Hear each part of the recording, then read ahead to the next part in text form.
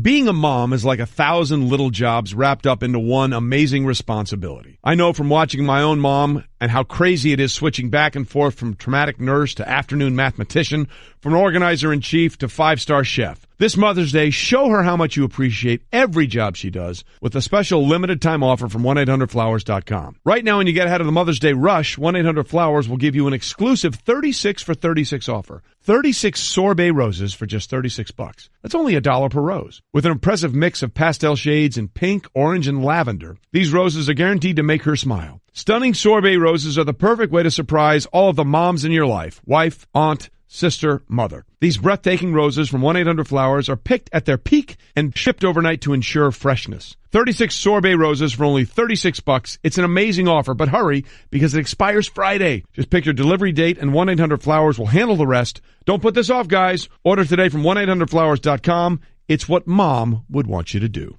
To order 36 sorbet roses for only $36, go to 1-800-Flowers.com, click on the radio icon, and enter code WINGO. That's 1-800-Flowers.com, code WINGO. Hurry, the offer ends Friday.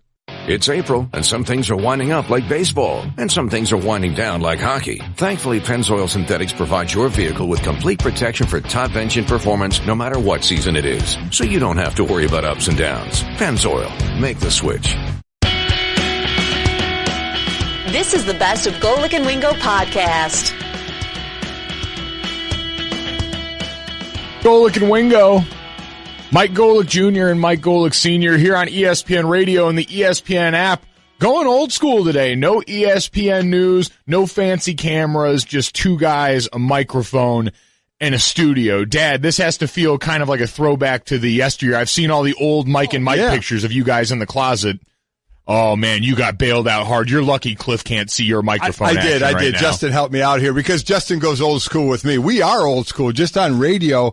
We're here in Dallas at 103.3 ESPN and doing our show. This is like when I would do shows on the road very early on in Mike and Mike, and I was calling college games. I would go on the road, and I would be in this is before the colleges had the incredible setups that they have. I'd be in closets, basically. Luckily, this is way nicer than that.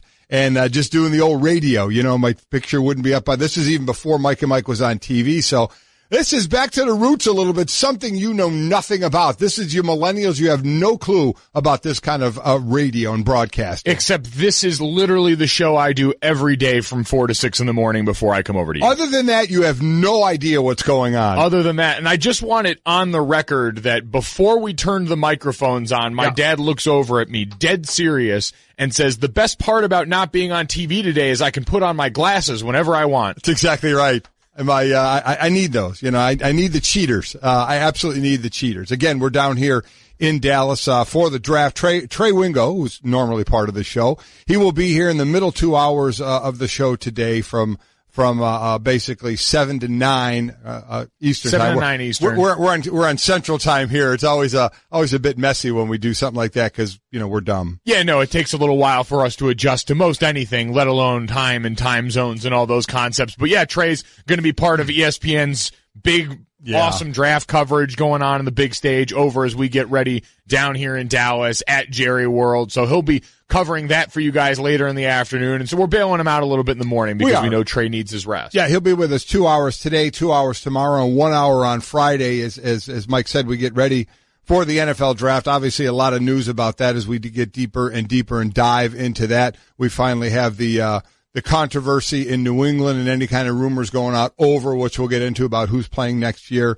and who's not. And I think, Mike, one of the great things that you and I can do is we can, throughout the show, relive our draft day and being at the draft site of wherever it was when we were, being drafted. For me, it was New York, and hanging out at there in the green room, getting ready for the draft and get great snacks. Great snacks back in that. That's right. Room. Neither of us were at the draft, were we? Yeah. No. Well, you know what we can do? We can explain it from the other side, from the majority. Talk to us on Saturday, and we'll let you really know how it's going to go when we get down to the guys that matter, the guys that are going to be your brick and mortar of the team. The diamonds in the rough. That's where the real men are chosen in this draft. Man, I tell you what, the draft is all about cliches and euphemisms. Yeah. That day of the draft, maybe more so than any, is where we really have to try and justify our existence in a way that sounds a lot nicer than, Yeah, they decided you were really, really not worth it until the end. Yeah, so. The way they can put things, because we both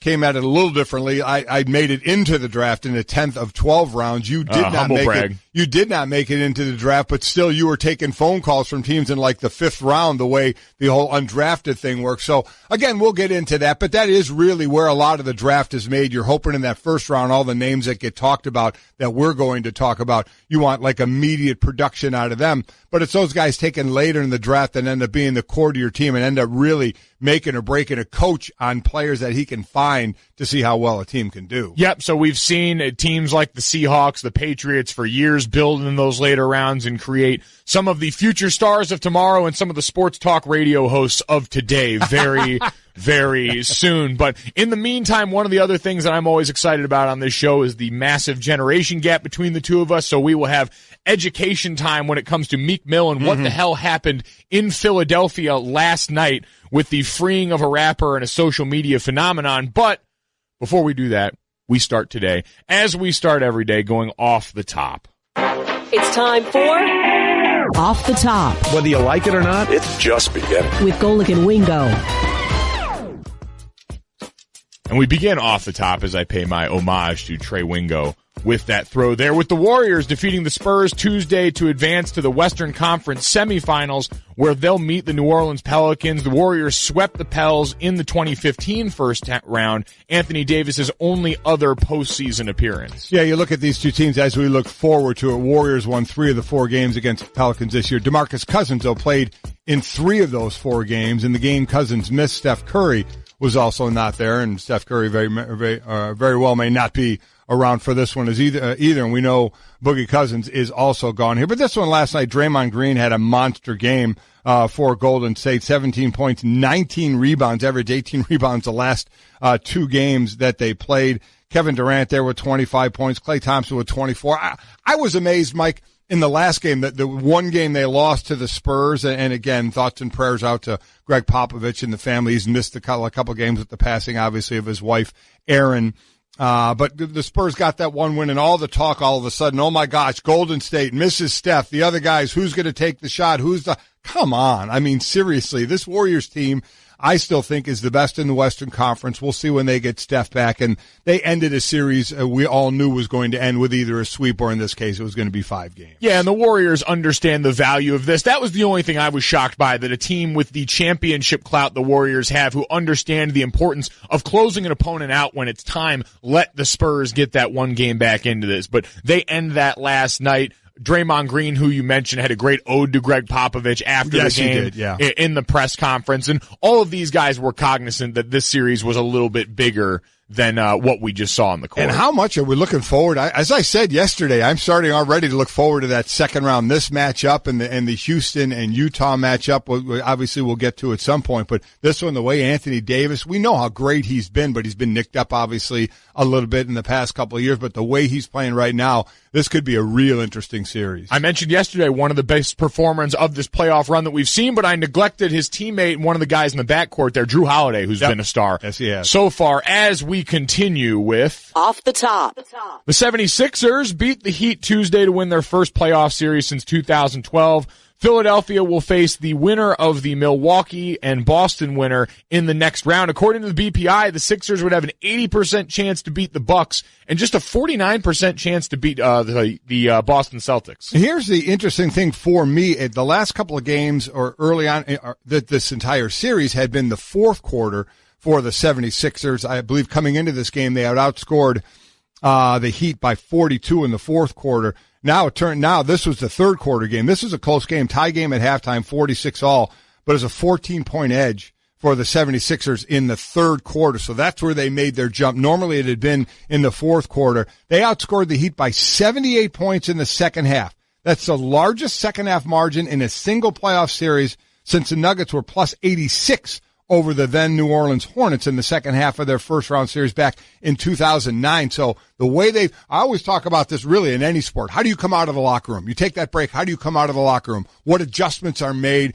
and how well can you perform from there? So here it was the third quarter. Before it had been the fourth quarter for them, but either way, it's been the second half for the 76ers and how well they played. Last night, it was J.J. Redick leading the way, I believe, with 27 points. Yeah, J.J. Redick been a big part of it, the veteran presence in that locker room, and J.J. Redick, a guy we'll hear from in a little bit about the mindset of this team going forward, but it's just been such a turnaround for this group win total-wise. Their 56th win of the season last night after totaling 56, I believe, the entire 3 years combined. So the Philadelphia 76ers made the switch from a bad team to a good team in a very short amount of time, making the switch. Brought to you by Pennzoil Synthetics, taking synthetic motor oil performance to a whole new level. Make the switch to Pennzoil Synthetics today. We'll get into plenty more news from Philadelphia. There's a lot more night going on in Philadelphia on and off the course. Yeah, we got to peel back that onion in a little bit, but for right now, we'll continue with Off the Top. The NBA playoffs continue Wednesday as the Cavaliers return home, looking to take a 3-2 series lead against the Pacers. With a loss, LeBron James would face elimination in a first-round series for the first time in his NBA career. Yeah, something he's certainly not used to, a guy averaging 32, 11, and 8 for this series. He's about to become the NBA playoff leader in steals. He has 393, 3 steals away from passing Scottie Pippen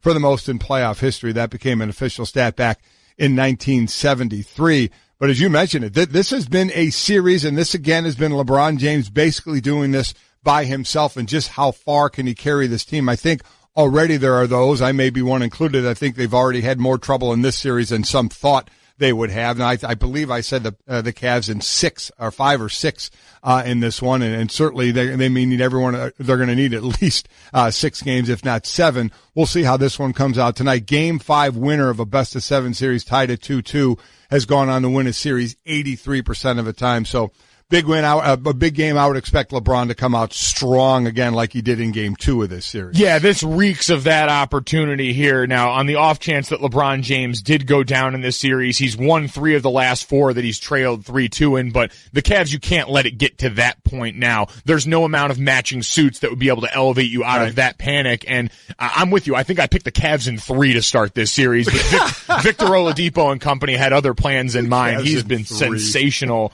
to start this series, but Victor Oladipo is someone that I overlooked, the Pacers I overlooked, and I owe them an apology.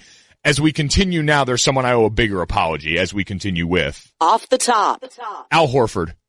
Around the All-Star break, I slandered Al Horford in ways that were crass, offensive, and now I have to own up to my mistake. Yeah, you got to walk that one back. Al Horford had 22 points and 14 rebounds as the Celtics beat the Bucks 92-87 on Tuesday night to take a 3-2 series lead. And Al Horford, old man buckets, has been absolutely giving work to Giannis and this young Bucks squad. A little bit of controversy with a little over a minute in that game. They were up 5, and a Horford shot looked like it was after the shot clock had gone off, and he missed it, but the Celtics got the rebound, and the Bucks had to foul and go down that road. But there was the coach yelling, a player saying, wait, there was a shot clock violation. They didn't get the call there. As I mentioned, it's a 5-point game with a little over a minute to go. You wondered if the Bucks could make that run right at the end there to catch them. What I thought was surprising, Antetokounmpo, just 10 shots in this game, dishing the ball out a little bit more. He had 10 rebounds and he had 9 assists in this one. But as I mentioned, just 10 shots. It was Middleton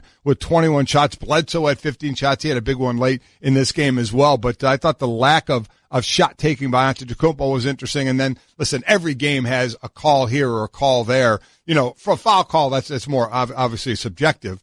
You know, but you look at if the shot clock did, go off and did end, then that would be a clear mistake. It would be. And to your point about Giannis, I thought it was interesting just the mode that he was in. We always throw this criticism LeBron James way, but Giannis had 21 assist attempts or assist creations last night, and his teammates were 9 of 21 off that. So he was looking to be deferential for whatever reason. And after his big coming out party in last year's playoffs, because what we're seeing from Ben Simmons and a lot of these younger guys this round feels like what we got out of Giannis last year. And now we're starting to get to the point where we're seeing some of the deficiencies of this Bucks team overall, and now wondering going forward how we start to transition the way we approach him as a player. And what people are going to start to say about him is what they said about LeBron. They've said about LeBron for his career, but going back in recent history, Game 1, quit dishing the ball so much. Do it yourself. When he came out in Game 2, LeBron against the Pacers and did that, when that's exactly what Antetokounmpo, you're right, deferring to teammates. And he's got some good teammates, but at the end,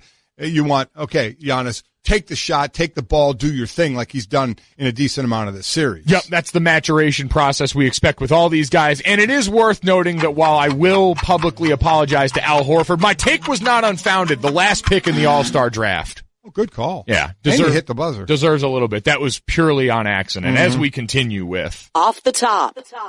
Dad, this one's going to feel pretty good for you. Shohei Ohtani reached 101 miles per hour Tuesday, the fastest by any starter this season, but struggled with his control against the Astros as he issued 5 walks, more than his first 3 starts combined.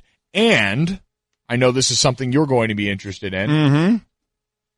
I want you to Shohei the way. Now I believe is tied on the season with home runs given up and home runs given. Given up, I believe, given up 3 and hit 3. Yes, so we have that. We'll keep that count, that tracker going for the entire season. But, he's got the velocity down. 100-mile-an-hour pitches by starters this season. Ohtani has 8 in his first 3 starts, 8 of them. Every other starter in the league has 9, so he's humming it. But, again, the lack of control, gave up 6 hits, 4 runs, had 7 strikeouts. This continues to me. It still does. It's a great story given the fact of his age coming over. Could have waited a couple more years, got way more money, wanted to come over now, had the spring where you went, ooh, okay, maybe this is a little early, had the good start to the season. I still think it's a great story going forward, but it's a long season for a young player. Mike Trout, maybe the offense bailed this team out. Trout ends up hitting his 10th home run in April. Mike Trout is doing Mike Trout things. I mean, best player in baseball that hasn't won enough MVP awards. Yeah, casually leading the majors in home runs again. And you have to feel like this is the perfect situation for him as Shohei Ohtani continues to be the story, and Mike Trout, who would rather live his life as anonymously as possible, gets to continue to do so and just play damn good baseball in the process. So the Shohei tracker continues to go. That was Off the Top here on ESPN Radio. Speaking of the process, we are Golic and Wingo here, presented by Progressive Insurance. We got a great list of guests today. All phone guests join us via the Shell Pennzoil Performance Line.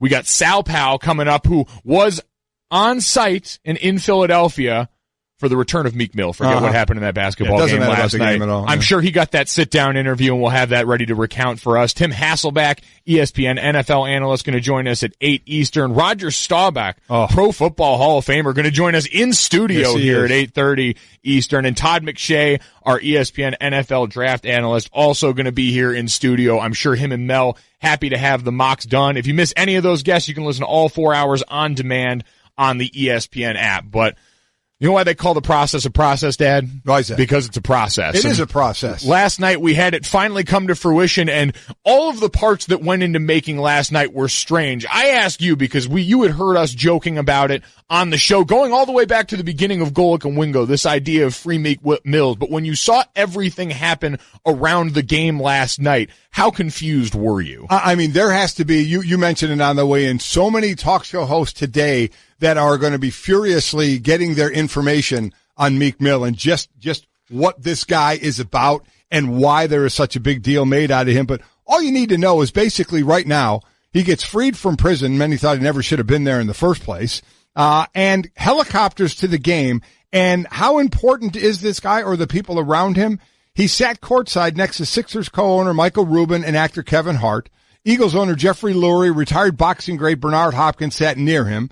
National champion Villanova Wildcats posed for pictures with Mill in the locker room. And before the game last night, Mill met privately with the Sixers in their locker room. Rubin had organized prison trips for the stars Joel Embiid, Ben Simmons, and Markelle Fultz, all to visit Meek Mill. We know Robert Kraft, the owner of the Patriots, visited Meek Mill in prison. So, I mean, it's been a phenomenon right now that, you know, your millennial group here could explain a lot more than my group and Trey's group on just Meek Mill and the whole thing surrounding him. But all you had to see last night was him coming to the game, and the amount of power of stars that were around him was amazing. By far the weirdest part, because you're right, I could sit here and explain to you what this means, why he's a symbol for the larger idea of looking at prison reform that Malcolm Jenkins and some of the guys in Philadelphia there with the Eagles have been looking at, or I can marvel at just how incredible it was that in 2018 I saw a picture of Robert Kraft and Meek Mill tweeted from the Patriots official Twitter account saying, "Justice for our friend, finally free." But you mentioned Joel Embiid, one of the Sixers stars. who went and visited Meek while he was in jail, last night after the game was asked about what the effect of Meek Mill being in-house was on this team. It was great. When he was in jail, I went to visit him, and he wasn't feeling good. You could tell he was trying to hold on. So to be here and to kind of provide this opportunity for him because he's been following us, and for him to kind of come to this type of game, and that was a close-out game, and we got the win. I was just happy. It blows my mind, and I'm not going to get into, the charges of why he's in jail and the breaking of probation and all that. I mean, if you Google that, find out yourself for. To me, the phenomenon is just the big time people that wanted to be around him, that either visited him in prison or were there when he got out. And just the story behind it is incredible. That, as I mentioned, so many people I'm sure will be Googling today to try and find out all the backdrop to all of this. Yeah, all the 20-something producers and board ops are going to earn their keep today as they furiously explain to sports talk radio hosts, this is why this matters so much. But the social media phenomenon that it happened to coincide at the perfect time with a team that sort of is of this same ilk, a team that is young, a team that has come together through a process that itself was newsworthy, and finally gets to see the culmination of it in a moment last night where once you heard that Meek Mill was going to be in the building, once you heard all of this coming together for the game, we all just looked up and said, it's just how much the Sixers are going to win by. Well, that's exactly right, because listen, in our world of sports, the Sixers are the story and what they've done over the process, and that it actually worked for them. Depending on how well it worked, you can go by the number of years it took to get to where you are,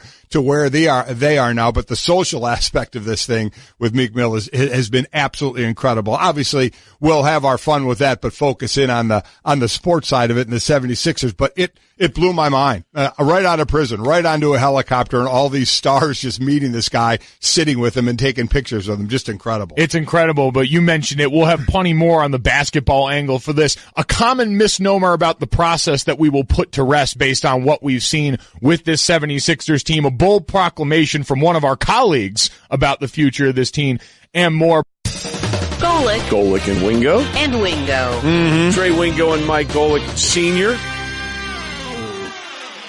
Golic and Wingo on ESPN Radio, 103.3 FM in Dallas is where we are today. Glad you're with us. Trey Wingo, Mike Golic Jr., not on television because we're in transit.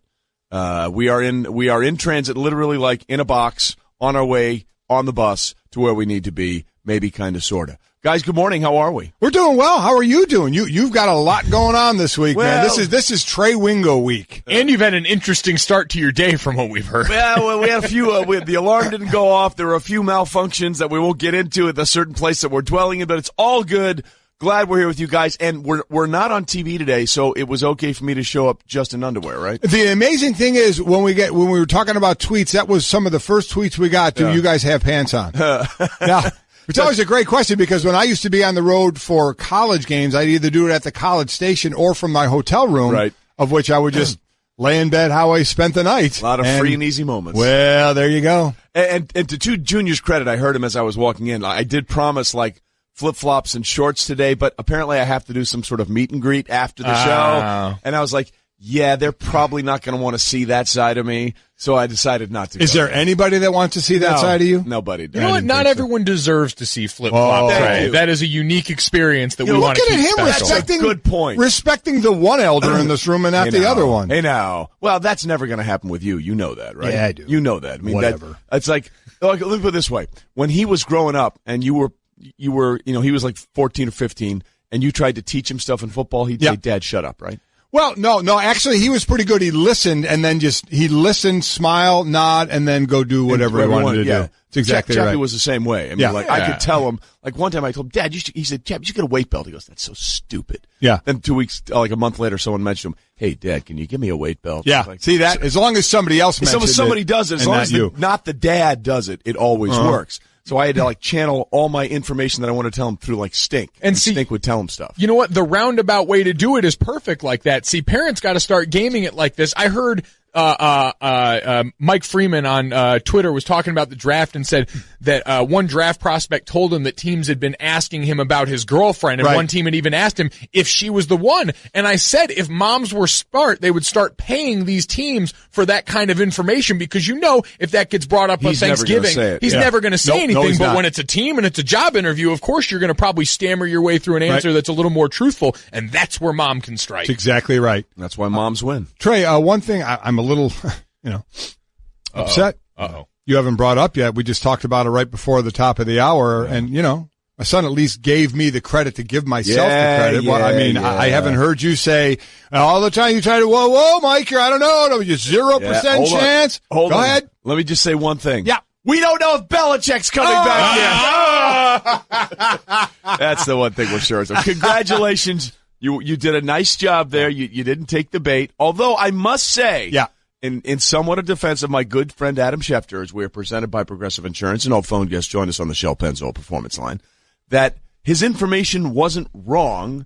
It just the outcome was to be expected, but he felt it was interesting that in talking with several interested parties, they're like, we're not sure yet. No. I had never said anything about his information, and especially the information about there being headbutting. I completely agree with that. We love you, Shefty. But DJ Shefty Chef. Without question. But I just never thought there was going to be any question at all about those guys. And maybe we'll find out there was question. They were leaning one way or the other. But the bottom line is I was 100% correct, and I would like credit for it, Trey. Wear the crown. Thank you. Wear the crown, my man. Wear it with pride. Now I'm ready to continue the show. All right, you ready? Sure, why not? We'll move on. Let's start with what's trending. This is important. That's Cliff, actually. Wingo edition.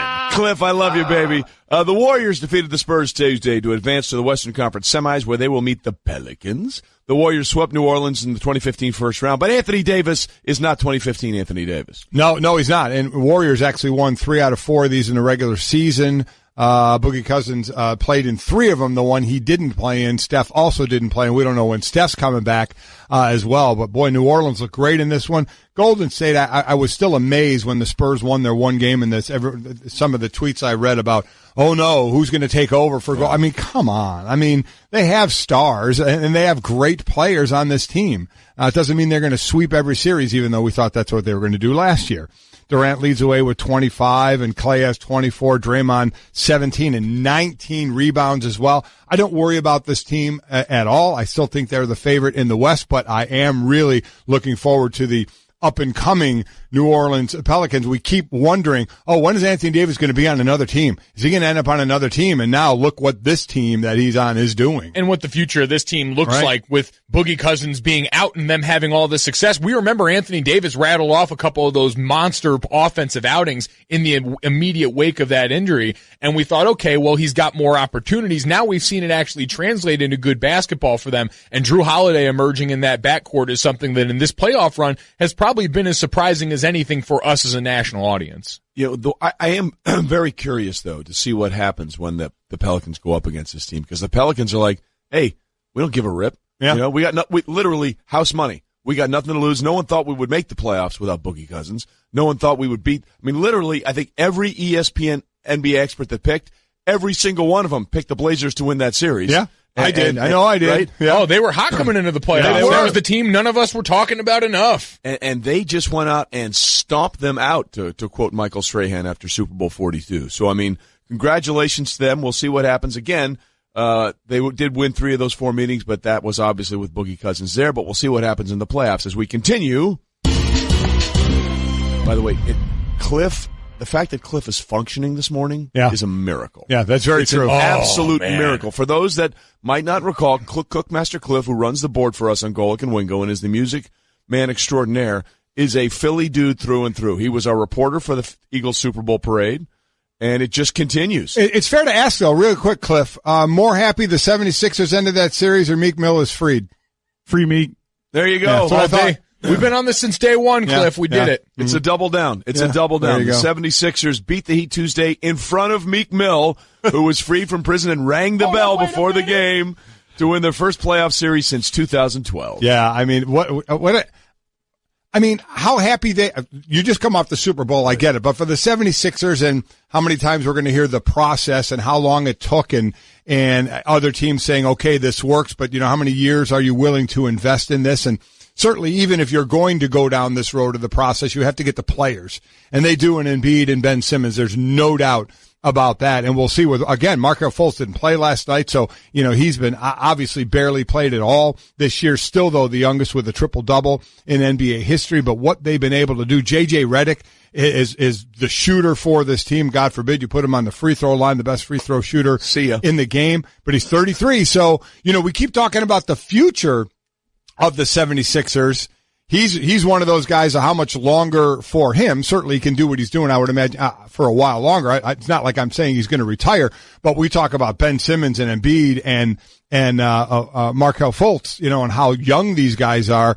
It is balanced out with some veteran leadership. Well, and that's the criticism we always lobbed at this team for so long when they were losing is, you've amassed all of these young, talented players, but there's no presence in that locker room. And the value of having veteran leadership in a group to sort of corral all these guys and help show them the way. So that's J.J. Redick's role in this as much as anything else. But a quick ode to the process. What did we learn throughout this, by the way, is that your process requires some tweaking. And this doesn't go as well as it does, I don't think, without Brian Colangelo stepping in and becoming a part of this and doing the job that he has done. And that bodes really well, by the way, for one NFL team in particular coming up in this draft who is following a similar plan.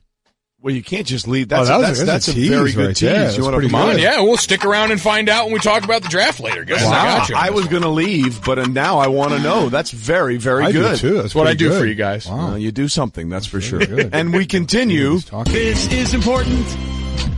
So that Yankee slow start, apparently like the rest of us in the Northeast, they just hated the weather. Once it's gotten warm, the Yankees' bats have warmed up. They've won 4 in a row after another 8-3 win over the Twins last night. Didi hit his 8th home run, has 3 more RBI. He leads the major leagues with 27, and he also has 8 homers in his last 22 games. 8 home runs. We just were talked about earlier. Mike Trout got his 10th home run at the end of April, and and what else we chatted about with the Yankees, the 7th highest payroll now. How many of these guys? Now, Didi makes $5 million, but some of the other youngsters that we're talking about making $500-some thousand, and they have some room to grow, certainly with salary there.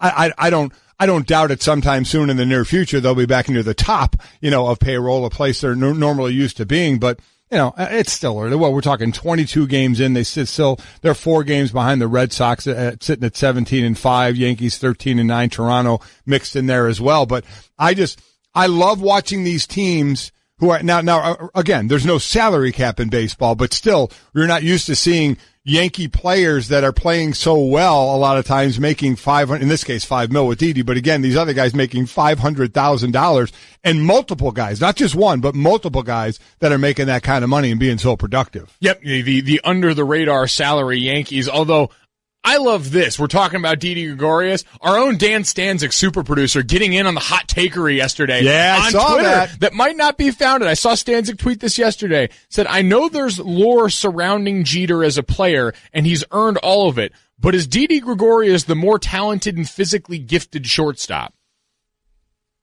Wow. That's a Stanzik hot take right there. I don't think it's all that wrong. I mean, listen, we understand all of the parts that made Jeter great. The fact that he's this consummate Yankee, what he was able to do in that city, staying out of trouble, all of the above, the gift baskets. Everything sounds great when we wrap it up like that. But if we have an honest assessment of Jeter, the player, do we not arrive at this conclusion? Well, it's way too early to arrive at that conclusion. Let's be clear about that. Or maybe too late. Jeter played for 4,683 years, and Didi struggled, for 2 or 3 years before finally clicking in last year. I mean, there were people a couple of years ago that were saying, I'm not sure if Didi's ever going to get it. Right. And then the athletic part, I may be with you, but everything else that goes with it, we gotta wait. We got a ways to go there. We definitely have to wait. But see, you guys are talking about production. This is sort of the LeBron Jordan argument, where you have a LeBron James who is more talented, but Michael Jordan who was more productive. Oh yeah, you mean one of those stupid arguments? Yeah, one of those realistic arguments to make sure. Right now. Okay. We're talking about the gifts. Well, you are the gift for me, so I really can't say that. So thank you very much. We blew right through the buzzer on that one. I keep you with us. Did really well. Told you, you can try and play me off. It won't work. Yeah, I'm with you. I'm with you. Look, I don't want you to play off because that would mean I'd have to do more this week, and I really don't want to. Yeah. So anyway, glad you're with us. Golic and Wingo on ESPN Radio. We are at 103.3 FM Dallas right now, and we'll be out with tomorrow, next 2 days in the Golic and Wingo bus. Yes, we will. We're excited about that. We're getting ready. We are here getting ready for our coverage of the draft, our draft coverage will be here all week, Wednesday, Thursday, Friday with us, and also, of course, the draft itself. Starts Thursday night, 7 o'clock on ESPN and runs through the entire weekend. So it's all good. We're ready to go. We'll have Sal Pal coming up in about 15 minutes. Right. And I'm told we're actually going to do this again, really? Yes, we are. Yeah. All right, Cliff, let's go. It's time to try Trey. Yeah, that's about it. We're going to try Trey on the draft. Now, the one thing about Trey is he has a lot of great people at the desk with him, and Mel Kiper will be at the desk, Louis Riddick, and Kirk Herbstreit, where the whole College Game Day crew will be down here as well doing a show, and then Herbie will be on set with Trey on the main set. So we have all these guys with this great info, but Trey really digs down and gives great info off the field about a lot of players. Well, I figure no one's listening to me break down tape. I mean, that would be a waste of everybody saying, hey, what do you think of the three-cone drill? He went fast? I mean, what do you, that's, I'm going to leave that to the experts. I'm just filling in the blanks around the other stuff when they run out of things to say. Yeah, you might be able to say that Trey Wingo is clearly in the zone, and that's brought to you by AutoZone. AutoZone helps you more with their free services and helpful, friendly advice. Get in the zone, AutoZone. Wow. All right, so we're going to ask Trey some. We're going to try Trey with these questions about the draft coming up, but not about on the field things. So here we go, Trey. Yeah. You ready? Yeah, I'm ready. Other than Vita Vea, the defensive tackle, the 350-pounder from Washington. Whose full name is Tavita Tuilokiono Tuipoloto Mosese Afeatu Fayahavea. And there we go. There you have it. Which 2 to 3 potential draftees' names have you practiced saying the most outside of his? There's quite a few, actually, this year. There's Obo Okoronkwo, which I'm just going to go with Obo because the first name is still a struggle for me, but I'll have it by the time he's drafted. I promise, the kid out of Oklahoma. And then there's a kid out of, I'm trying to find him right now. Where is he? Out of Western Michigan, Chukwuma Okorafor. So those are a couple of them. Wow. Now, do you know you're pronouncing them correctly, or are you just saying them with conviction? No. Well, it's just one of those things, where you just act like you know exactly what's going on. Our so you great get that draft researcher, Jim Carr, make sure he puts pronunciations in there. Now, I'm most looking forward to, and you guys will love this because it's a Notre Dame player, going through the entire family history of Equanimous St. Brown, because he's we just got to tell a little bit of his story, okay? His father is a bodybuilder named John Brown, who was a two-time Mr. World, two-time Mr. Universe, three-time Mr. World. He met his wife at a bodybuilding show in the 80s in Germany, and this is his quote now. His quote. He picked her because he wanted to have selective breeding. So they picked 2 people that they thought were going to give. Whose quote is that? That's the father. The father, okay. Said, we want to make sure we had good kids. So he named all 3 of his sons this very strict regimen of a name, followed by an Egyptian name, followed by Saint, and then Brown, and then another Egyptian name plus a letter. And it's a fascinating thing because all 3 of these kids, and they're all 3 D1 athletes, all 3 of them took the ACT and the SAT in 3 languages, French, English, and German. Seriously? Because she's from Germany, and she only speaks to them or texts to them in German. And one year when they were living in L.A., one semester when they were all in high school, they were taking French, and she didn't think they were learning proper French, so she pulled them out of school for a semester, moved them to Paris, and they had to speak French like the Parisians for an entire semester of school so they would understand how to actually speak French. Oh, you're not getting that anywhere else. That's good stuff, man. That's info. Equanimous St. Brown. Not gonna lie, watched that kid at Notre Dame for 3 years now and had no idea about any of that. That is 100% a house that has no colorful cereal allowed in the pantry. Yeah. That's very true. All right, what do you got, Mike? All right, Trey, which potential draftee can play 9 instruments? Oh, that would be defensive end Chad Thomas out of Miami. He's actually he can play 9. He's working on a 10th right now. Why not? Because he has 10 fingers, so you might as well be able to tap each one of them, right? He also is a budding music career. He's had some music sort of already published and put out there in Miami, but he has a great interest in football, but he also has a great interest in music. He's always been around it. And he's really looking forward to doing both at the same time. Obviously, football season will take over, but when he has time in the offseason, much in the same way Le'Veon Bell drops some serious bars, he wants to be the musical side, whereas Le'Veon is more the vocal side. Wow. All right. This is Try Trey, where you're getting way more than height, weight, and 40 time, which is what you're going to get during the draft. Trey is going to do deep dives, I should say, into some of these draft prospects. All right. Here we go. Yeah. Which potential draftee routinely got his butt kicked in their backyard dojo by his big sisters? Oh, that would be Philip Lindsay, the running back out of Colorado. Philip, I think, retired with the most yards from scrimmage in Colorado history. He didn't get invited to the combine, which kind of ticked him off. But he's a little guy. He's like 5'9", 180, 190 pounds. But he's a Darren Sproles type. But his dad set up a Taekwondo dojo in their backyard, and he would get big and bad with his buddies and go in there and kick some butt. And when he thought he was ruling, his dad would send in his older sisters, and they would just take him down and make him know, you're still not the best guy in the family. Wow. Love that. Any of you guys were looking for the over-under on the first mention of backyard dojo on ESPN Radio, 718. We got a couple of those this year. It is truly incredible. By the way, Cliff, while we're here, can you do that thing I like real quick? I know Dad and Trey will. Yeah. I'm sorry, we have a pick and I have to go. Yeah. A pick is in, I gotta go. Trey just lost his mind. Trey just heard the training camp horns. Anytime I hear an air horn, I automatically assume I'm late for some training camp meeting. Trey hears those and assumes that he is needed on set right now. But I feel you, dog. Trey continuing to give us all sorts of draft nuggets here. Let's go with this one, Trey, as we try you. Which first-round quarterback had to send over 1,000 emails just to get an offer from an FBS school? Oh, that's really interesting. That might be the first guy off the board. That was Josh Allen. Josh Allen had like 0 FBS offers coming out of high school in Firebaugh, California, a city that's a population of about 7,500 and is made up about 90% of migrant farm workers.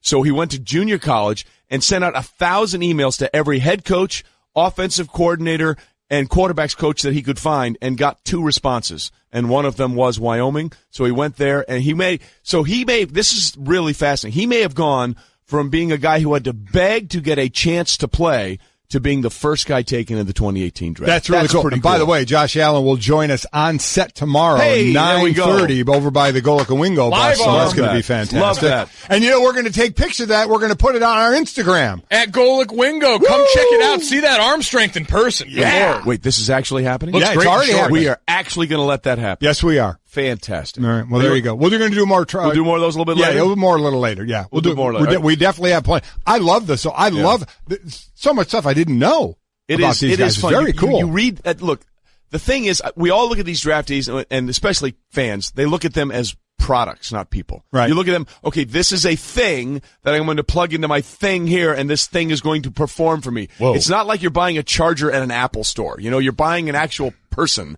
that has some interesting things, and a lot of them have overcome a lot of struggles along the way, and that's what I like telling. I know what you just said, but I feel like a lot of that should have been beeped. Beep. But go ahead. Well, they might need a cigarette. Coming up, we'll go live to Philly, where Sal Pal is probably in a Wawa right now, reading a newspaper, or he'll be holding one up for a live shot on SportsCenter with a picture of Meek Mill. Golic I tell you what, a great sports night last night, no doubt about it. and Wingo. What a day, what a show, what a time. 1, 2, 3, 4. Hey everyone, Mike Golic here. Support for the Golic Wingo podcast comes from our friends at Rocket Mortgage by Quicken Loans. Chances are you're confident when it comes to your work, your hobbies, your life. Rocket Mortgage gives you that same level of confidence when it comes to buying a home or refinancing your existing home loan. With Rocket Mortgage, you can apply simply and understand fully so you can mortgage confidently. To get started, go to rocketmortgage.com/Mikes. Equal housing lender, licensed in all 50 states, NMLS consumeraccess.org number 3030. Every deck is made for standing on, but there's only one that's always had a way of standing out. So if you're looking to bring more style, comfort, and creativity to your life outdoors, call on the brand that's known for making the most in outdoor living. From decking, railing, and lighting to furniture, fencing, and framing, at Trex, we're engineering what's next in outdoor living. To learn more about all of the outdoor solutions Trex has to offer, call 1-800-289-TREX or visit Trex.com. That's TREX.com. You know who else is always there for Philadelphia? Our guy, Sal Pal. Yes, he is. Sal Pal joins us on the Shell Pennzoil Performance line, taking synthetic motor oil to a whole new level. Make the switch to Pennzoil Synthetics today. Sal Pal is with us. He'll be embedded with the Jets for the draft, and we'll get to that in a minute, because if you don't know your draft history, Sal will always have to be embedded with the Jets after the infamous Bill Parcells interview during one discussion, which was great. We'll get to that in a minute. But, Sal, you were the man on the spot at Philly last night. First of all, did you get to speak to Meek?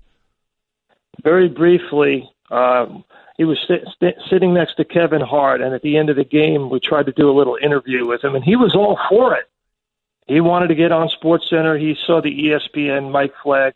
Full disclosure, he had no idea who I was, obviously. But no chance. Phil, Sal, I don't believe that. I believe he said, hey, there's that Sal Pal guy that works for that network whose name I can't remember. That's the way it's going down in my brain, just so you know. No, he saw the mic flag, and his eyes lit up, but a couple of his handlers pulled him away from us. And that's all cool. But, it was an electric night last night. And this team is, without a doubt, a for-real basketball team. And I know it's going to sound, Dr. Trey, like a little bit of a homer thing, but it reminds me a lot. It reminds me a lot of the Eagles team because they have some veterans who know how to win. They have some young talent that don't really know what they're up against and just play, like their hair's on fire. They make some mistakes. They had 27 turnovers in the previous game. They got a young coach who's not, terribly accomplished. They got a hungry fan base that is absolutely wild for them. It really reminds me a lot of the Eagles' run last year.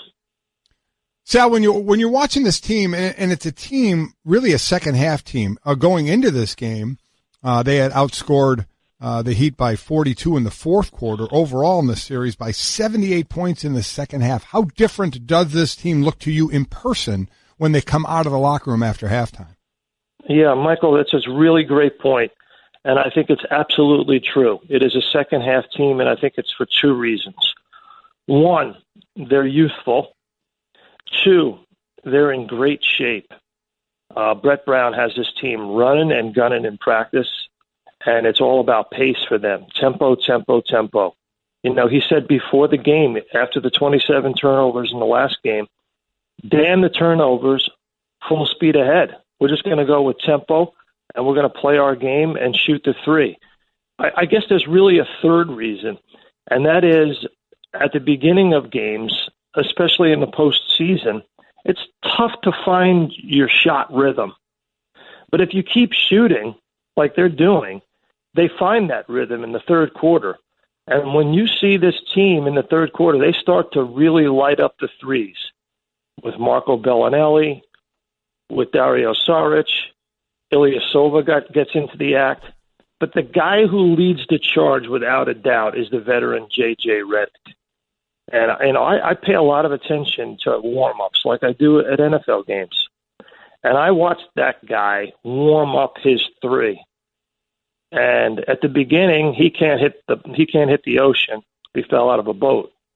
But by the 15th or 16th shot, he's not missing anything. Talking to Sal Palantonio on the Shell Pennzoil Performance line here, and Sal, I'm with you. If J.J. Redick really gets that stroke going too, this team gets exponentially more dangerous. But now for the ceiling, Stephen A. Smith said he has the Sixers going all the way to the NBA Finals this season. What does the ceiling look like as you've seen them from your vantage point? Well, Stephen A. and I were colleagues at the Philadelphia Inquirer.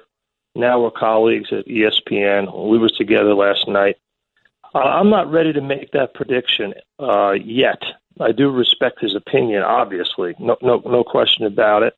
He's more of an analyst, and I'm more of a reporter. So I got to cover this next round, and I don't want to go on the record saying one thing or the other. But I'll just say this: they got youth, and they got desire, and they've got a coach that's not afraid to change, make adaptations on the run. And that also reminds me a lot of Peterson from last year with the Eagles. This guy, Brett Brown, can really coach, and he's not afraid to make adjustments.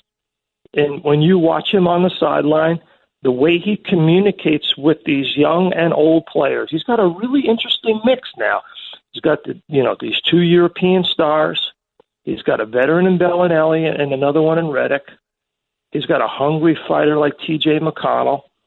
And then the two superstars, Simmons and Embiid, these young two superstars. The way he adapts his communication management style to the players, depending on who they are, is really something to watch in real time on the sideline. I'm impressed. Well, you should be, because it's been an impressive run for the Sixers, as it has for everything in Philadelphia. Sal Palantonio with us. Okay, Sal, let's get to the good stuff. Let's get to the NFL draft. Let's go there, baby. And again, for those that don't know, thank you very much. Wait, the pick is in? Okay. For those that don't know, aren't draft historians, of course Sal is embedded with the Jets this year because there was an epic confrontation, or a discussion, rather, with Bill Parcells. No question about it. Well, but it started as a conversation. This was after what? Keyshawn Johnson wrote the book, Just Give Me the Damn Ball, right? Yeah.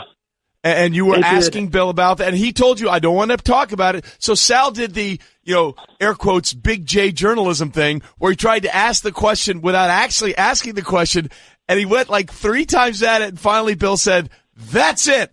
I'm done." It was one of the greatest moments in draft history. That's why we love you, Sal. So are we going to have another one of those moments this week with the Jets if Broadway Baker falls to them at 3? Oh, my gosh.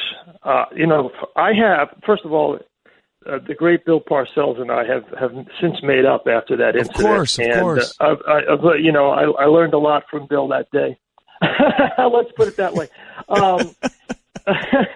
We just taped our NFL matchup show draft specials, and I did a lot of research, some film study, a lot of talking to coaches, obviously, and GMs and scouts, and looking at scouting reports. And I actually agree with Louis Riddick.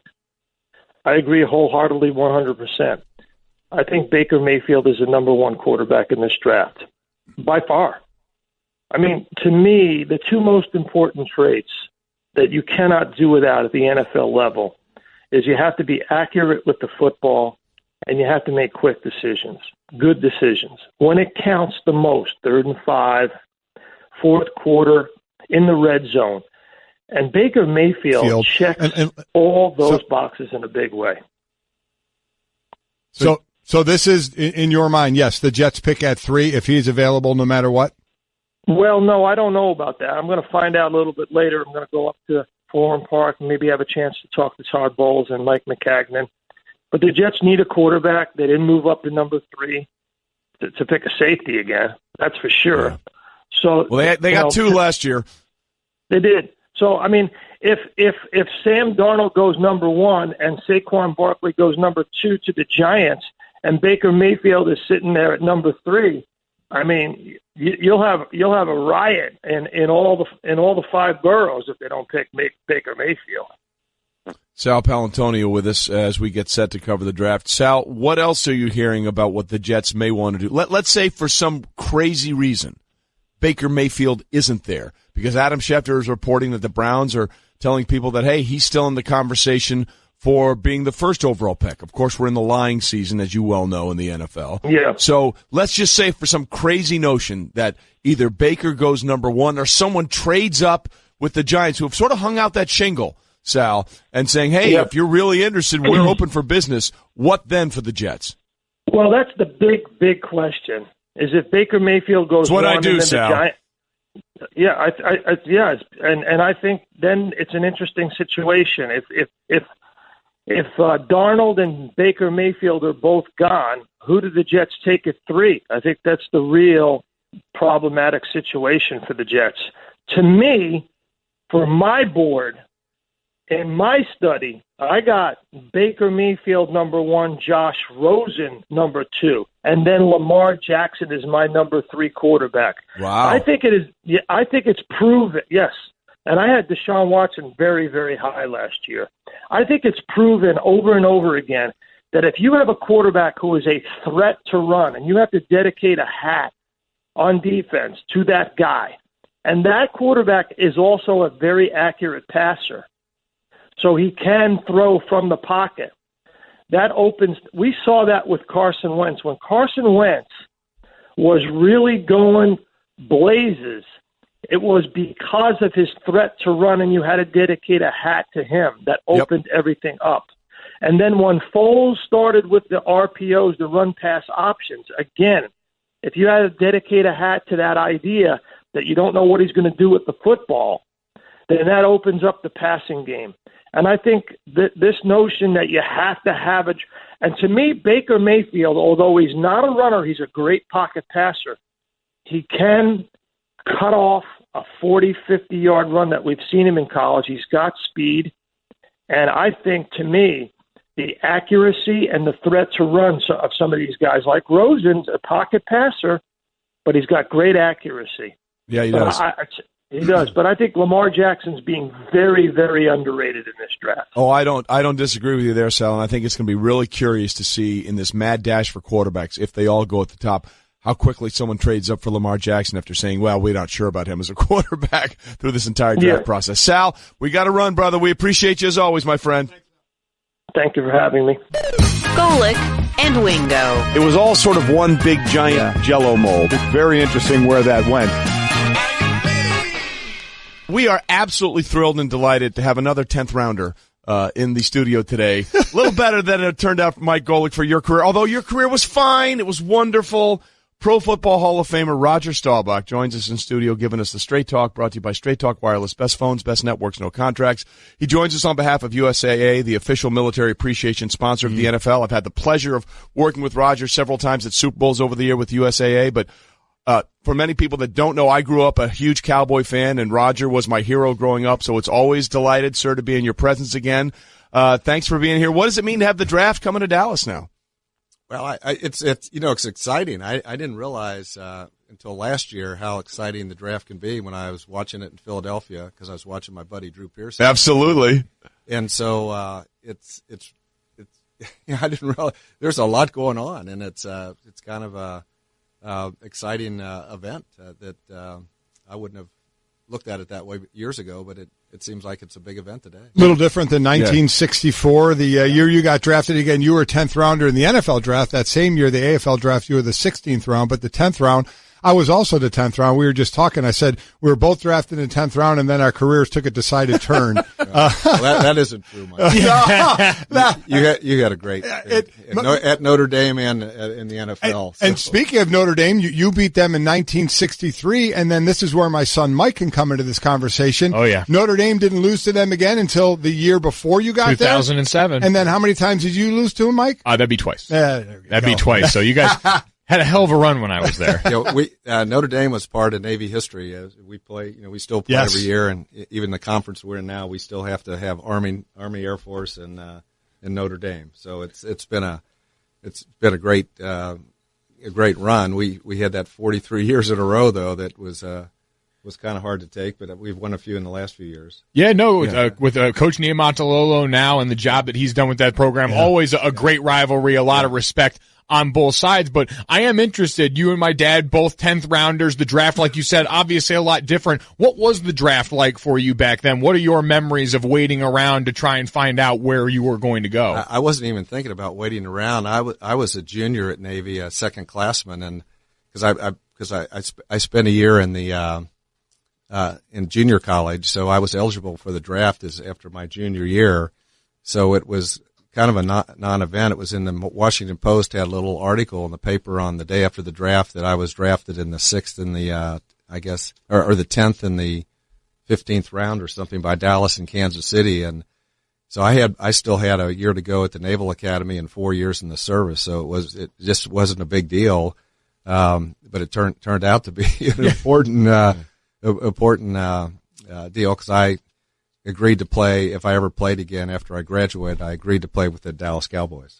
That worked out Good decision. Well. Yeah, that worked out for you and also worked out well for the Cowboys as well. It just shows you, to your point, Roger, as Hall of Famer, two-time Super Bowl champion Roger Staubach is with us, Heisman Trophy winner as well, here in studio at 103.3 Dallas, just how much things have changed. The Cowboys took a chance on you in the 10th round when you had a year of eligibility left, plus all that time in the military service. You finally got to the Cowboys in the late 60s when they were on the cusp of being a really, really good team, and you had to battle Craig Morton for the starting job. In fact, the year the Cowboys won their first Super Bowl in Super Bowl VI, not only did they alternate quarterbacks during the game. They'd alternate them during the series. Tom Landry would send out Craig Morton for one series and Roger Staubach for another series. And finally, everybody came to the conclusion that, look, this isn't working. We need to stick with one guy. But it was really an unusual situation that was playing out back then.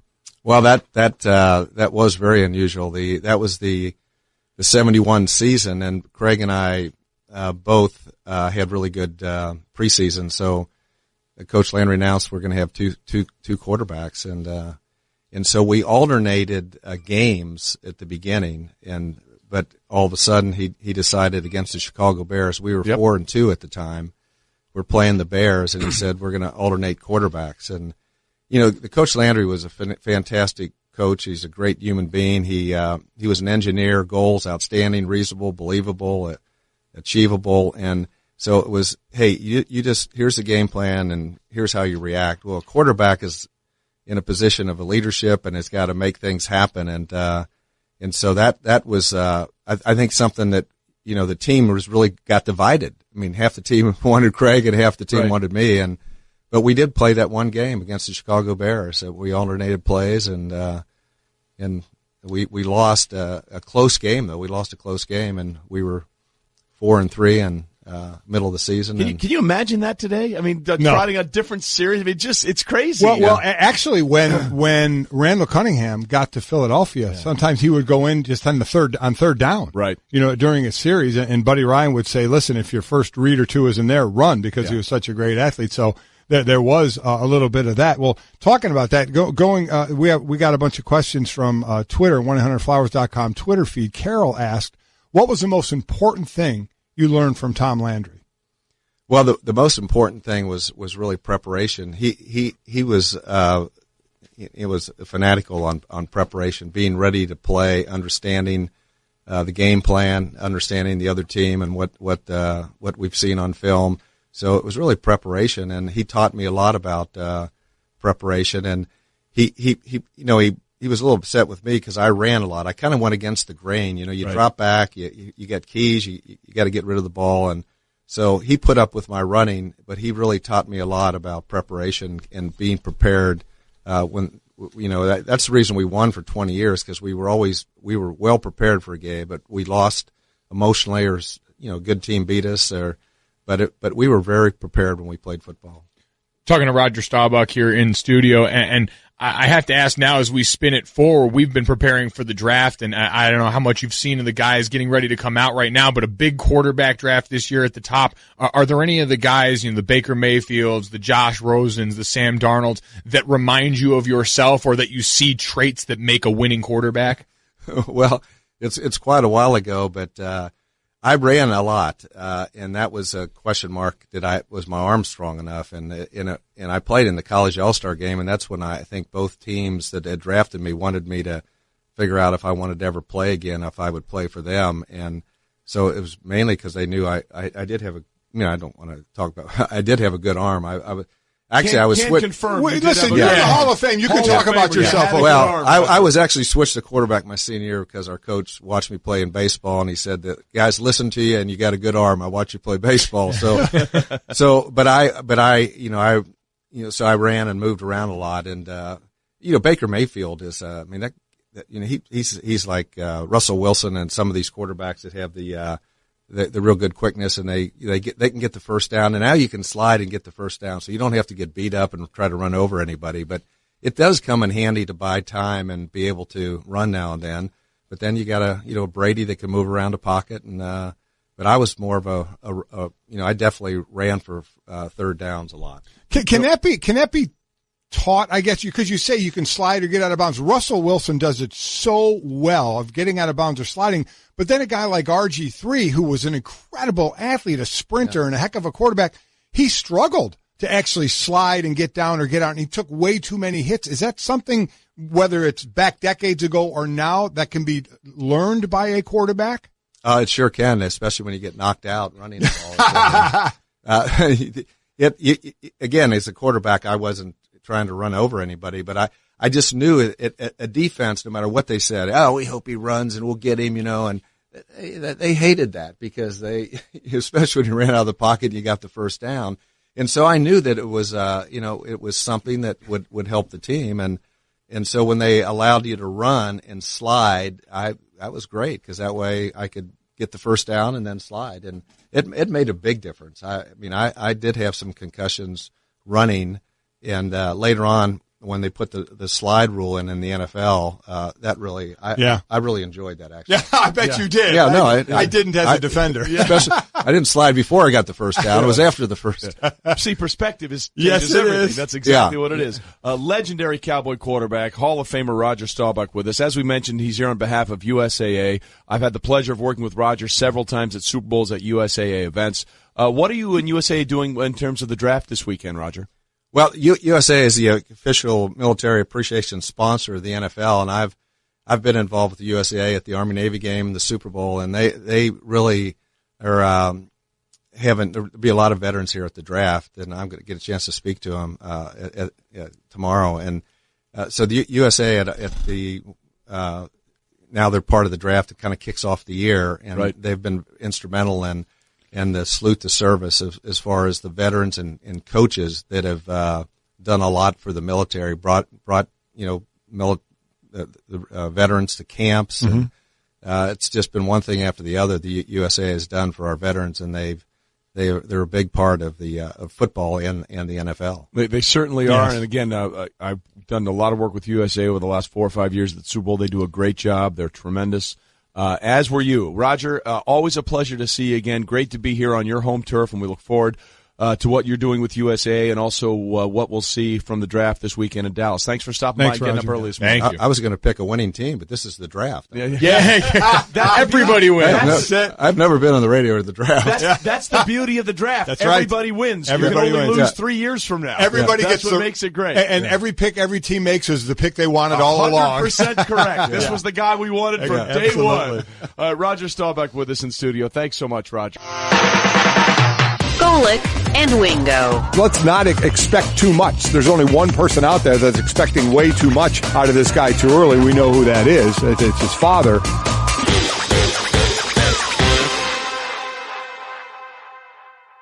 Winning at sports and at sports broadcasting means changing things up. Just like La Quinta Inns and Suites is changing up their look. A renovated lobby that's so contemporary it even makes Golic look cool. Yes, it does. And a totally updated fitness center that even has Wingo feeling like a workout. I'm ripped. Plus plenty of comfortable spaces to hang out. Yep, this La Quinta look definitely has a vibe of victory. So you can just relax, refresh, and get ready for your next big meeting. Prepare to win at business with La Quinta Inns and Suites. Book now at LQ.com.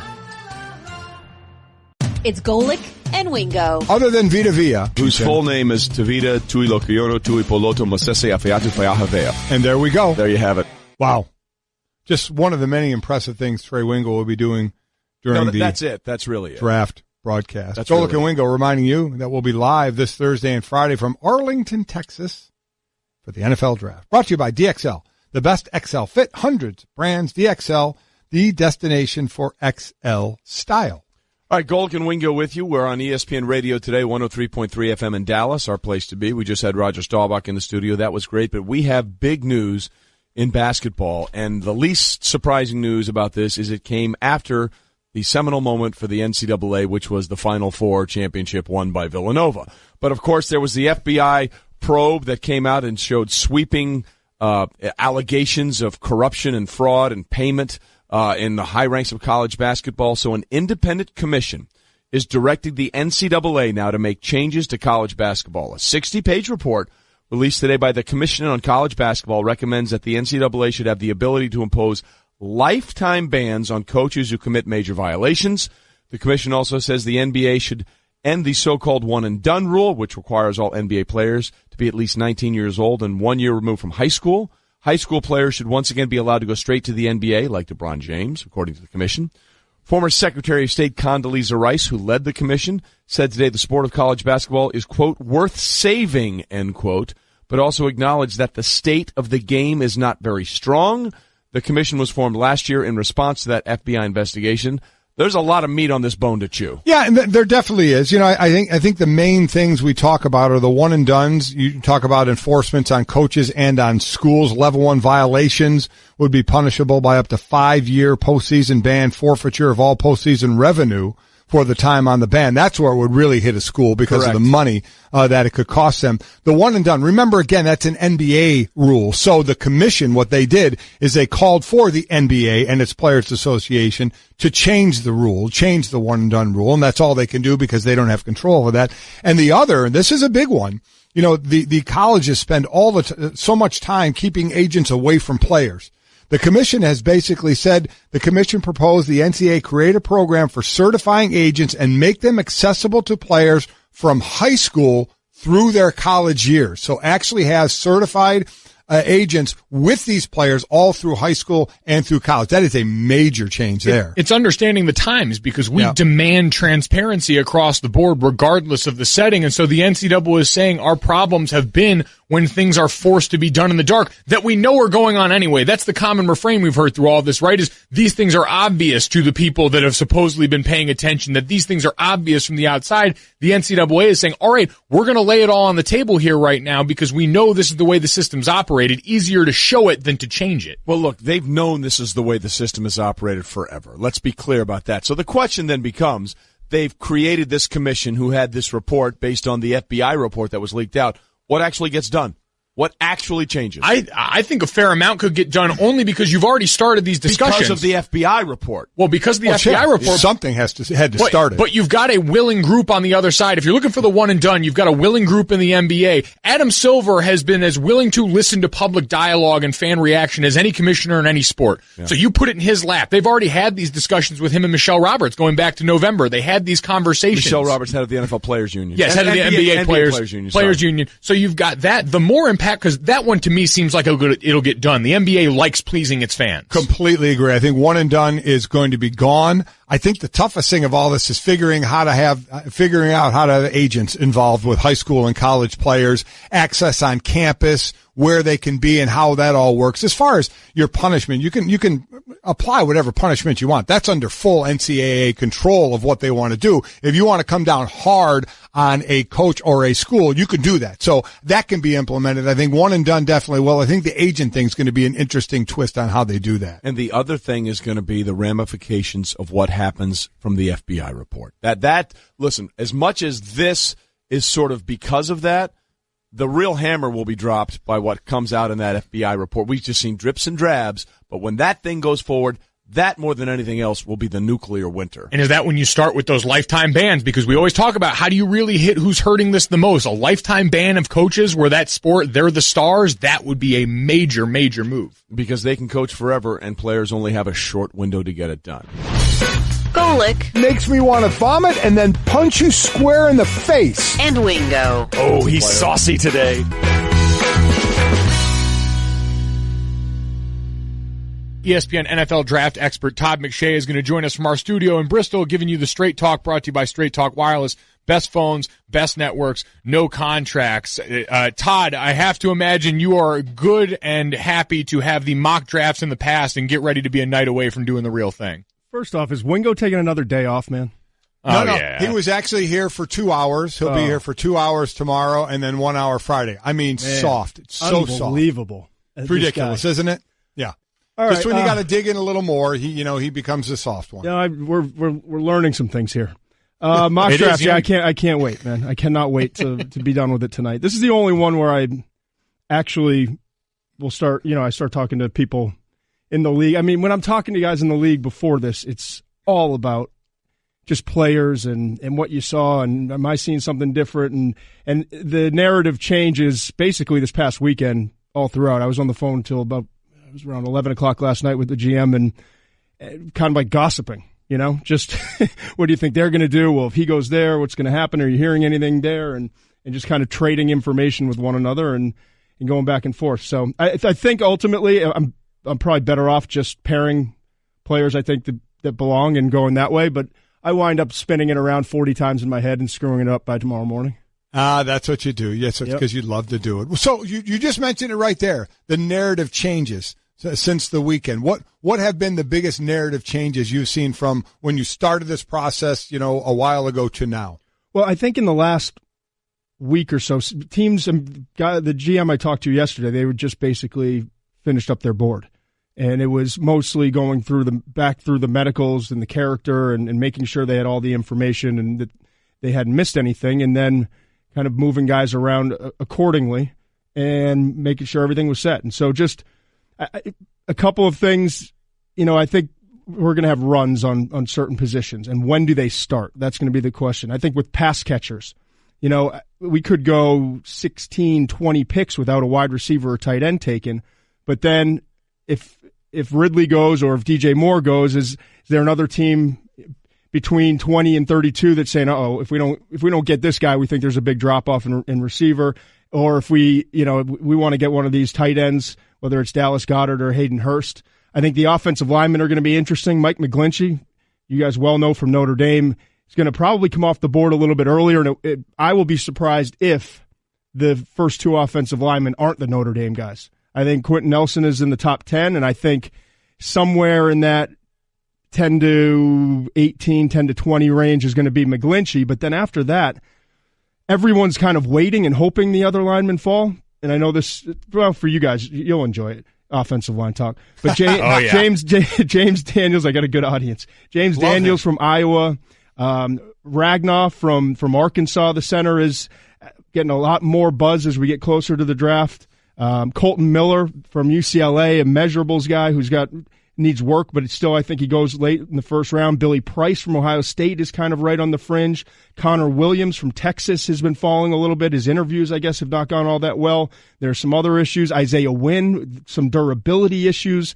He's starting to fall a little bit. Austin Corbett from Nevada is starting to move up. So there's all these guys in this, I want to say 25 to 50 range, and I think teams are going to kind of move around accordingly, whether it's move back and try to get an additional pick if a team's trying to move up, or if the run starts, don't be surprised to see, especially early Friday night, some teams moving up, because when these about 8 or 9 linemen go, there's nothing, and I mean nothing, for a couple of rounds.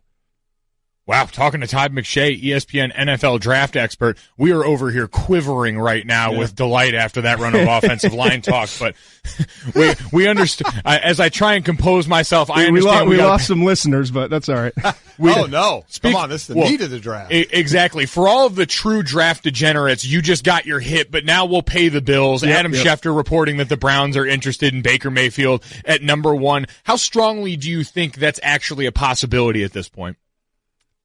I think there's an individual or multiple individuals in the building that are pushing or in his camp, in Mayfield's camp. And you know how it goes. I mean, you've got all sorts of voices and people who have experience and are in position to have a voice in that building. There's only one voice that ultimately matters in the end, and that's John Dorsey, the GM. But he didn't hire Scott McLuhan as a special personnel advisor. He doesn't have, they've got college director and personnel directors and college scouts, and then you've got a new quarterback coach in Ken Zampese, a new coordinator in Todd Haley, you've got a head coach, Hugh Jackson. They all have opinions. And so I'm kind of putting pieces of the puzzle together that I believe that what happened is, one of those voices has said, well, Baker Mayfield, to somebody, that Baker Mayfield has been in the discussion. Now, I have to assume by this point John Dorsey knows who he's taking. Mm-hmm. But I'm also told that there's a really good chance he doesn't tell anyone in the organization till tomorrow afternoon, tomorrow evening. So it could be, it could be 5 o'clock tomorrow before Adam Schefter reports that he's hearing strongly that it's Josh Allen or Sam Darnold, or maybe it is Baker Mayfield. But I still think it comes down to Allen and Sam Darnold at the end of the day. And Allen seems to be more of what John Dorsey has gone for in the past. Sam Darnold, to me, is the best quarterback in the class, so that's where I'm stuck. And we had Bruce Arians on yesterday, former coach of the Cardinals, and he had said at that point, yes, all 32 teams, and his belief was they all know who their pick is going to be, that first pick, as long as that person is available. We're talking to Todd McShay, our NFL draft expert. For those that may not know, former Richmond Spider quarterback. You can also check out the First Draft podcast with Mel Kiper and McShay, new episodes weekly on the ESPN app and Apple Podcast. Todd, every year it happens. Wow. Every year. Wow. Every year. Todd, don't just let that, we can't let that slide. First and foremost, every year something like that happens from true. me. And this also happens. You get the, oh no, that guy that's at the draft, expected to go higher than he actually goes, and he starts falling and falling and falling. Who are the possibilities? I know you mentioned some of the old linemen already. A couple of possibilities who that might happen to. Darius Geis could be in for a long 2 days compared to what the expectation was. The LSU running back, really talented back. He's 5'10 and a half, 225 pounds, runs in the 4.4s, really productive at LSU when he was healthy.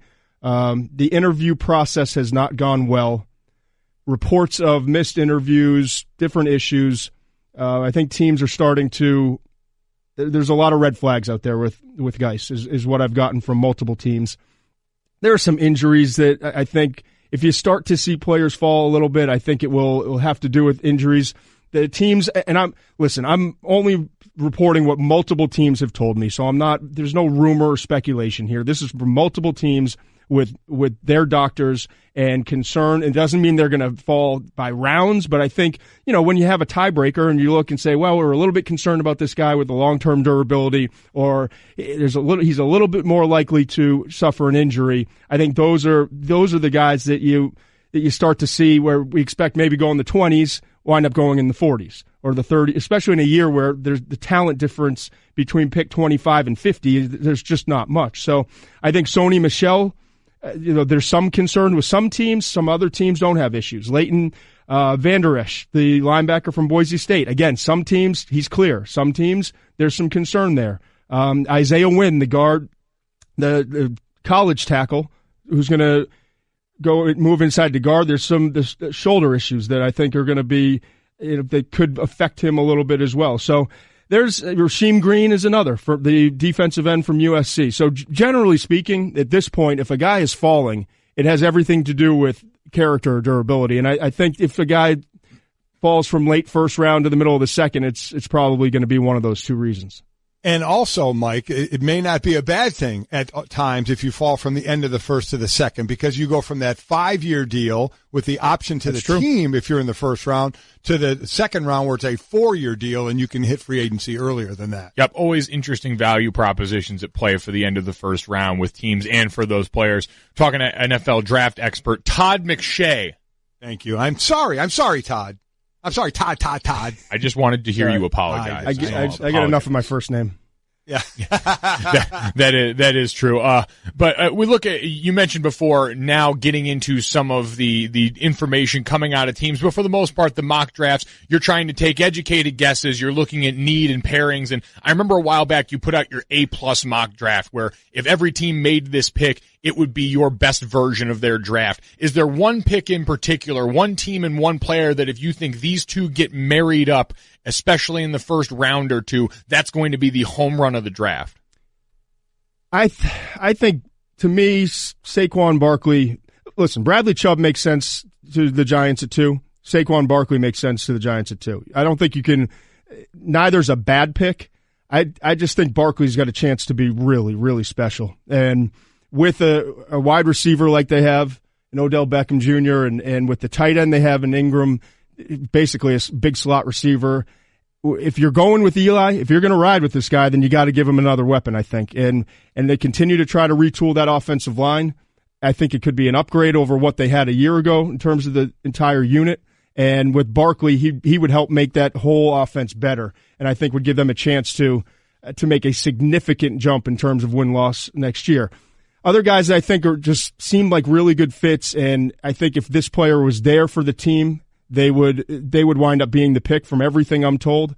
Roquan Smith is a really good fit, I think, at number 6 to Indianapolis. Now, Quentin, you can make an argument for Quentin Nelson there, the guard, protecting the investment with Andrew Luck, but they need a face of that defense. They need an alpha dog, a guy who's going to be the playmaker for the Indianapolis Colts and upgrade the speed of that unit. And I think Roquan Smith is one of the special players we've seen at the linebacker position in the last few years in the NFL draft. Denzel Ward would make sense to Denver if they stay there. If Chubb's not available, they don't take a quarterback and they don't move out, I think Denzel Ward would fit there. Derwin James makes a lot of sense at Tampa Bay at that number 7 pick. Number 8, I think Quentin Nelson, if he's there with Heastan, who you know very well, the offensive line coach of Notre Dame, now is the offensive line coach of the Chicago Bears.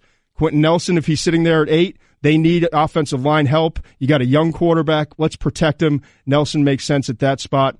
And I think Tremaine Edmonds, Vita Vea make a lot of sense at number 10 when you get down to the Oakland Raiders. And just before them at number 9, I think Minkah Fitzpatrick would make a lot of sense as well for the San Francisco 49ers. I'll give you one more later in the first. I think Taven Bryan is a good fit for what Atlanta is looking to do at the defensive tackle position. A guy who explodes up the field, who's disruptive. He's still developing as a football player, but they lost on Terry Poe. I think if he's around when you get to Atlanta later in the first, he would be a good pick. I agree with that one. I don't think he got a resounding backing from his coaches in some of the comments, but his get off on the ball, you're right, fits right into what Dan Quinn wants to do with that defense. And that's why he could fall to where is Atlanta? 27, maybe 26, that range? Atlanta's 26, yes. 26, all right. So along those lines, you gave us a lot of names of people we know. Now, when the draft ends, I want somebody to say, oh, yeah, I remember Todd mentioned this guy. Give us a couple of players who you just didn't mention there, who may be later in the draft, the Kamaras and the Kareem Hunts, that just a couple who people are going to go, yep, Todd mentioned that guy when that guy plays well this year or next year. Uchenna Nwosu from USC in the second round. I think he's going to be a value pick. He's not a height, weight, speed guy. Measurables are average. He's a 3-4 outside backer. Runs well. Explosive hands. I think he's just a playmaker. He's got instincts. He plays his tail off every game, and those are the guys that typically wind up outplaying their draft slot. I'll give you a name that many people probably don't know. Nathan Shepard from Fort Hays State. Could be a second-round pick, maybe early third, a little bit older prospect, dominating the small school level competition. He's got a lot of tools, and I think he's going to wind up coming off the board. Everyone's going to say, who's Nate Shepard? Nathan Shepard, Fort Hays State. He's 6'3.5", 315 pounds. He moves well, and he's to me, he's the type of guy that you can develop. The downside is he's going to be 26, I think, as a rookie, so you don't have a long time to develop him. But if he gets some good coaching early on, he could be a difference maker. Awesome stuff as always, Todd. You can check him out again check out the First Draft podcast with him and Mel Kiper. New episodes on ESPN app and Apple Podcast. Todd, appreciate it as always. Looking forward to that first 2019 mock next week. Way to rub it in. Way to rub it in. Already need it. Kiper's already on me about it. See you guys. Todd, I'm sure. This has been the Best of Golic and Wingo podcast. You can listen or subscribe on the ESPN app, Apple Podcasts, or just ask your smart speaker to play Golic and Wingo. Plus, you can check the guys out live weekday mornings from 6 to 10 Eastern on ESPN Radio and on ESPN News. I just saved hundreds of dollars by switching to Geico. I feel like a whole new person. Disclaimer, you will not become a whole new person. This is impossible. You might be able to join a gym or diet program, buy a new wardrobe, get hair implants, but your DNA and physical form will remain the same. Geico waives any and all liability if you attempt to become a new person, except a cyborg. If you choose to become a half-human, half-cybernetic organism with lasers for eyes, the Geico legal team would be cool with that, because, quote, laser eyes are pretty sweet. Pew, pew, pew, end quote. Geico. 15 minutes could save you 15%.